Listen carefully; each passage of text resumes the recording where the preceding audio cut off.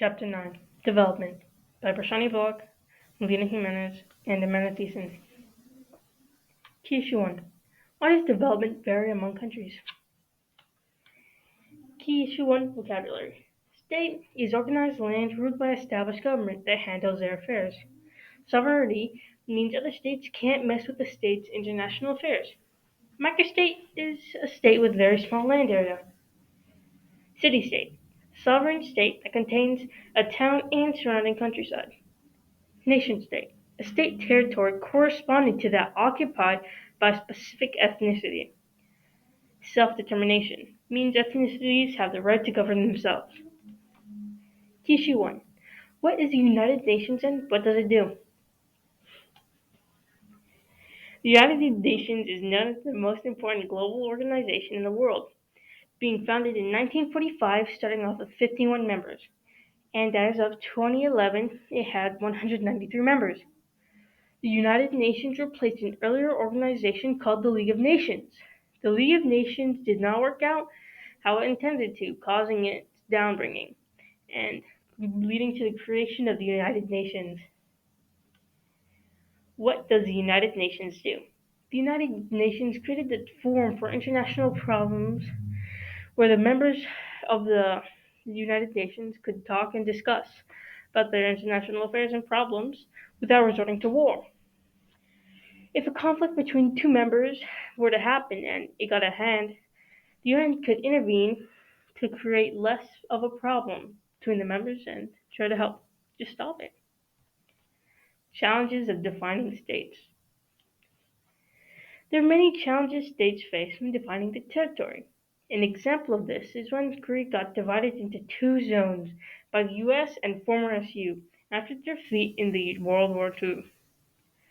The division of Korea became permanent in the 1940s when both separate parts established their own government, and now both governments are determined to reunite the country into one sovereign state. Polar regions. The polar regions is another good example of states having trouble defining states, because the polar regions have claims all over them, and over the years, many of them have overlapped. It became such a mess that nobody even recognizes these claims anymore. It's just made a rule that armies are not allowed at the polar regions, just research labs and science stuff. Development of state concepts. Ancient states. The term states can be traced back to ancient Middle East, an area known as the Fertile Crescent. It was both an area for communication for both land and sea back in ancient times. The first state to evolve in Mesopotamia were known as city-states. These city-states in Mesopotamia gained military control over another state; it would form an empire.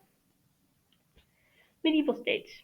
The Roman Empire was a huge part of the medieval state because of how much land they had under control. They had most of Europe, North Africa, and many other places.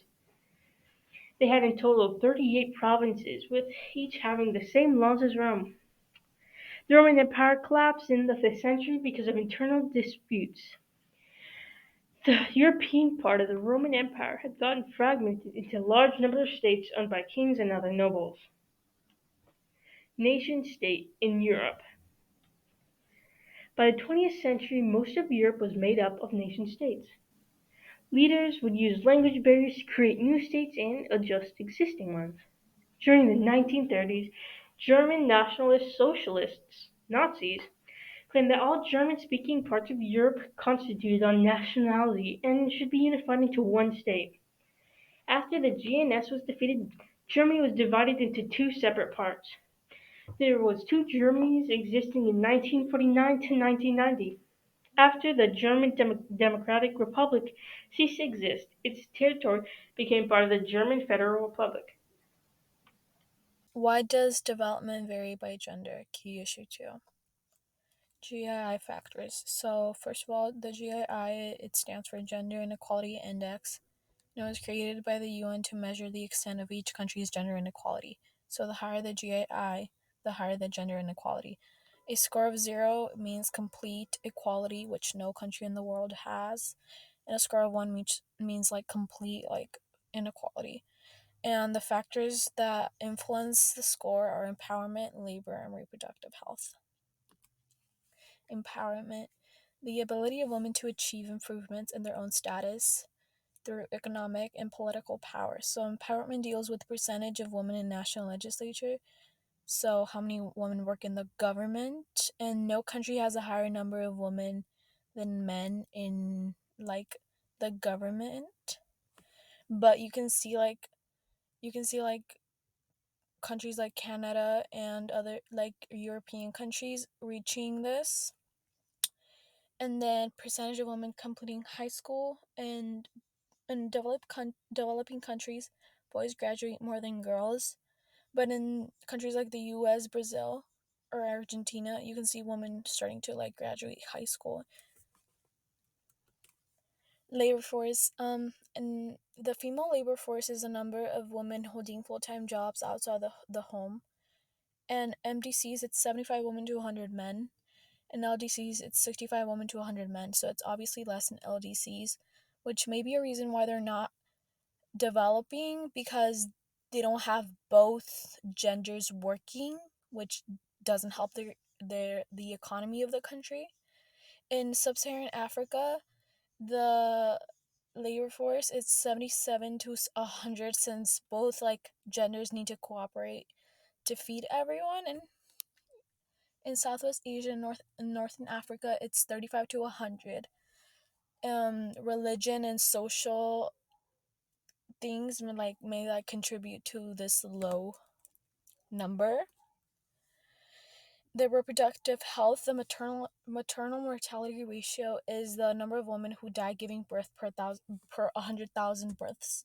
So in MDCs it's 15 to 100,000. In LDCs it's 140 to 100,000.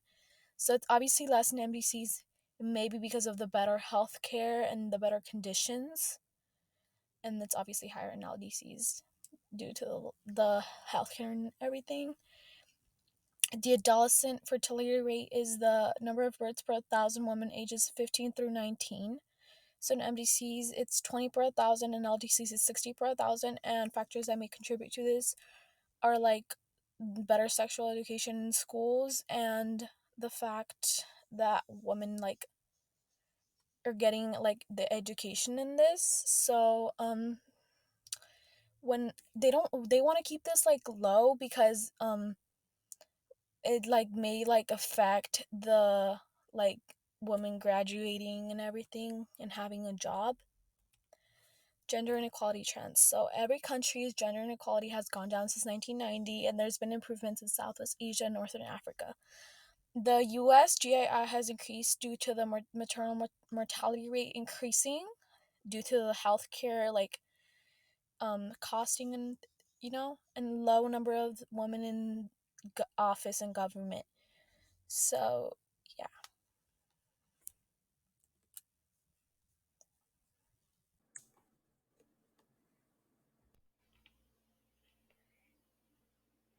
Key issue 3. Why are energy resources important for development?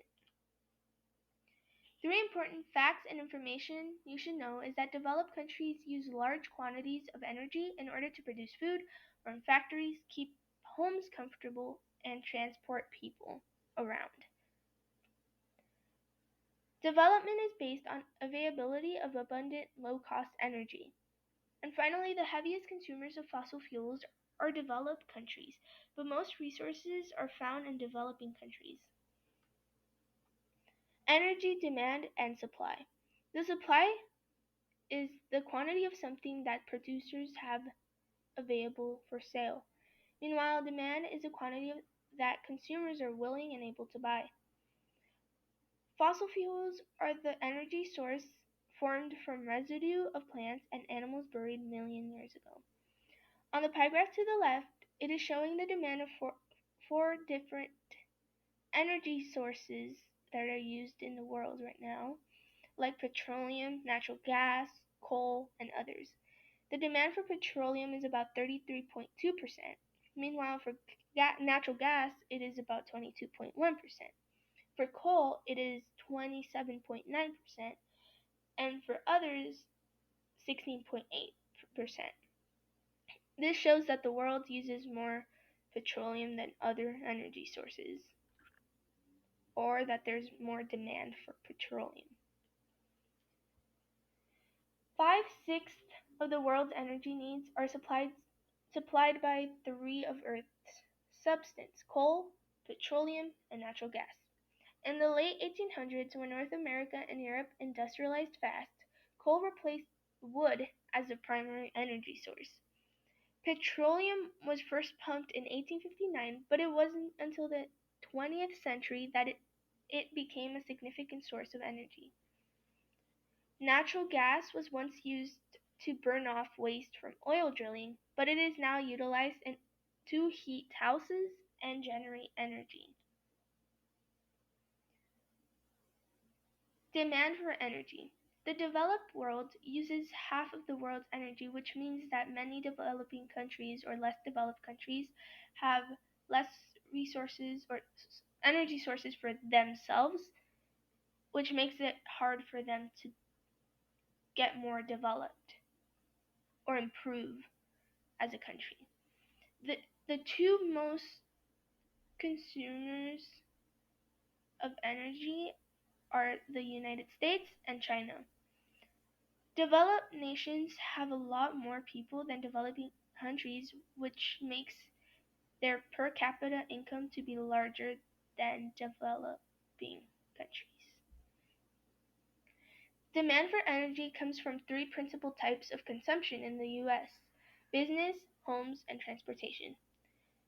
The main energy demand for business is coal, but it is later followed by natural gas and petroleum. Homes use natural gas as their most common source, but they also use petroleum. And almost all transportation systems demand petroleum products. Energy reserves. The world faces potential issues with population growth, rapid development, and limited reserves. Since there is rapid development, this creates more demand for energy sources. Meanwhile, we're running out of them, which means that it will get to a point where we're demanding for a product that we don't have available anymore. Proven reserve is a supply of energy remaining in deposits that have been discovered. Did you know that there's about 131 years left at current demand for coal, 49 years left at current demand for natural gas, and 43 years left for petroleum, which means that we're really running out of these sources, and would later cause huge economic problems, transportation problems, and many other extreme problems. Potential reserve are undiscovered supply deposits, which includes undiscovered fields, enhanced recovery of already discovered fields, and unconventional sources.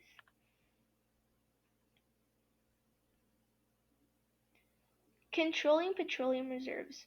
OPEC, which stands for the Organization of Petroleum Exporting Countries, was originally created in order to give oil-rich countries more control. The US and European transnational companies were selling petroleum at low prices to consumers in developed countries in order to keep most of the profits or gain more money. Under OPEC control, world oil prices have increased sharply on several occasions. On the graph to the right, you can see that the production rate is kind of in a constant rate.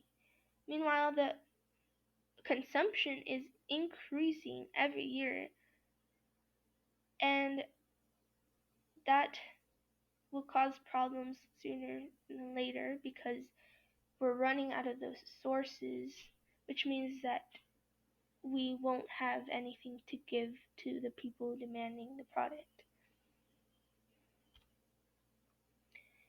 In this graph, it is showing how OPEC affected the dollars per barrel in both negative and positive ways.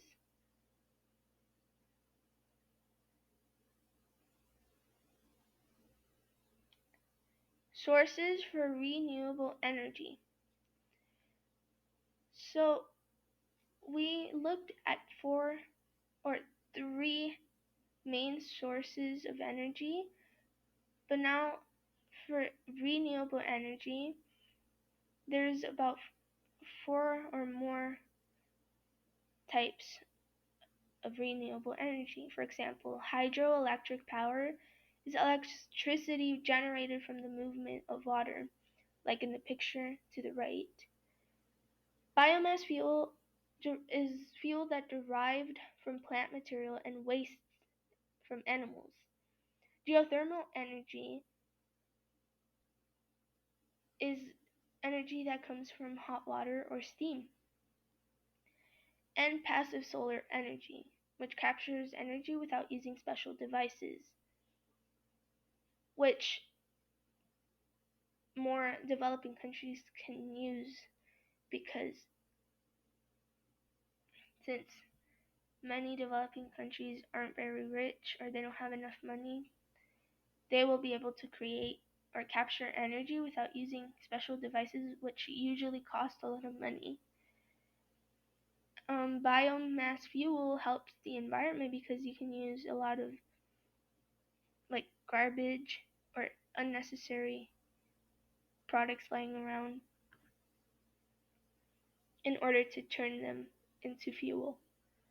Key issue 4. Why do countries face obstacles to development? There's two types of paths to development in a country. So there's a self-sufficiency one where like countries do everything within the own country, such as encouraging domestic production of goods and discourage foreign ownership of businesses, resources, and limit international competition. And then international trade is when countries open themselves to those opportunities, which is usually why it works a little better than the self-sufficiency one.